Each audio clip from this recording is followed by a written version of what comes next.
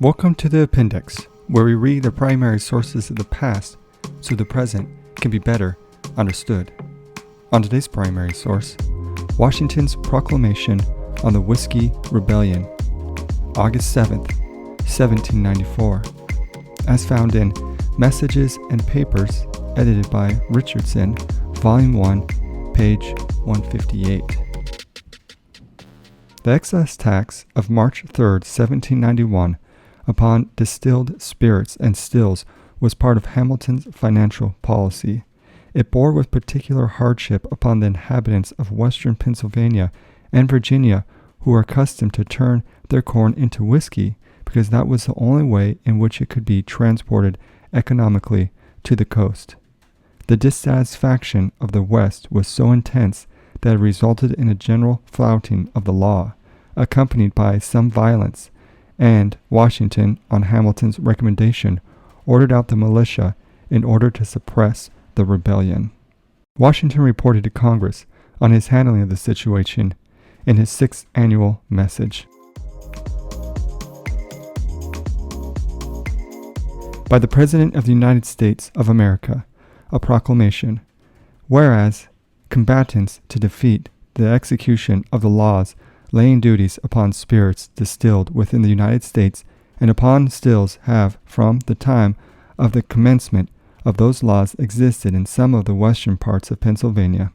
And whereas the said combatants, proceeding in a manner subversive equally of the just authority of government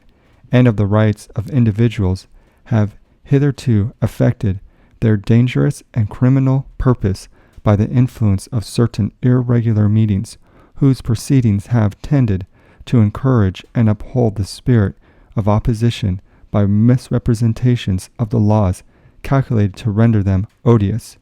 by endeavors to deter those who might be so disposed from accepting oaths under them through fear of public resentment and of injury to person and property, and to compel those who had accepted such offices by actual violence to surrender or forbear the execution of them, by circulating vindictive menaces against all those who should otherwise directly or indirectly aid in the execution of the said laws, or who, yielding to the dictates of conscience and to a sense of obligation, should themselves comply therewith by actually injuring and destroying the property of persons who were understood to have so compelled by inflicting cruel and humiliating punishment upon private citizens for no other cause than that was appearing to be the friends of the laws, by intercepting the public officers on the highways, abusing them, assaulting and otherwise ill-treating them, by going to their houses in the night, gaining admittance by force, taking away their papers, and committing other outrages, employing for these unwarrantable purposes the agency of armed banditti, disguised in such manner as for the most part to escape discovery. And whereas the endeavors of the legislature to obviate objections to the said laws by lowering the duties and by other alterations conducive to the convenience of those whom they immediately affect, and the endeavors of the executive officers to conciliate a compliance with the laws by explanations, by forbearance, and even by particular accommodations founded on the suggestions of local considerations, have been disappointed of their effect by the machinations of persons whose industry to excite resistance has increased, with every appearance of a disposition among the people to relax in their opposition and to acquiesce in the laws, insomuch that many persons in the said western parts of Pennsylvania have at length been hardly enough to penetrate acts which I am advised amount to treason, being overt acts of levying war against the United States, avowing as the motives of these outrageous proceedings an intention to prevent by force of arms the execution of the said laws, to withstand by open violence the lawful authority of the government of the United States, and to compel thereby an alteration in the measures of the legislature and repeal all the laws aforesaid. And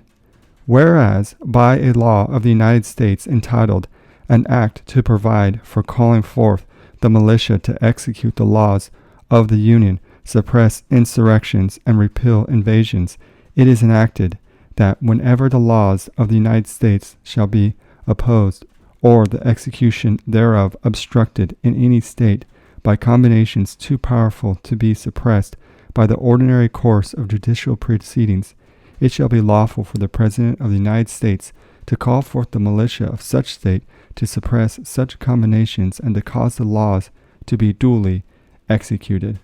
And if the militia of a state, where such a combination may happen, shall refuse or be insufficient to suppress the same, it shall be lawful for the President, if the legislature of the United States shall not be in session, to call forth and employ such numbers of the militia of any other state or states most convenient thereto as may be necessary,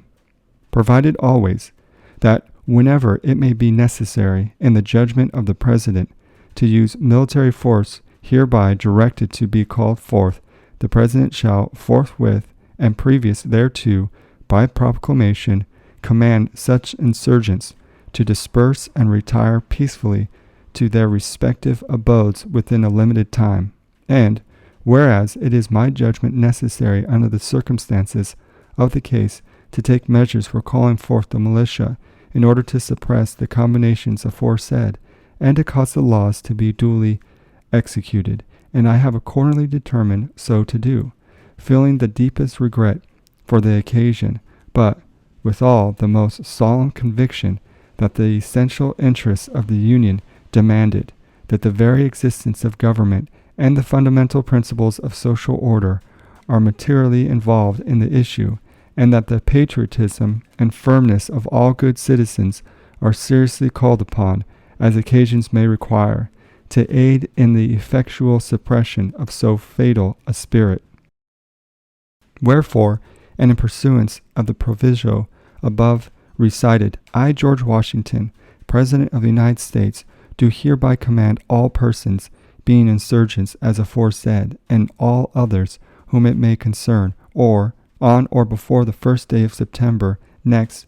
to disperse and retire peacefully to their respective abodes. And I do moreover warn all persons whomsoever against aiding, abetting, or comforting the perpetrators of the aforesaid treasonable acts, and do require all officers and other citizens, according to their respective duties and the laws of the land, to exert their utmost endeavors to prevent and suppress such dangerous proceedings. Philadelphia, the 7th of August, 1794. George Washington. Thank you for joining us for our primary source today on the appendix.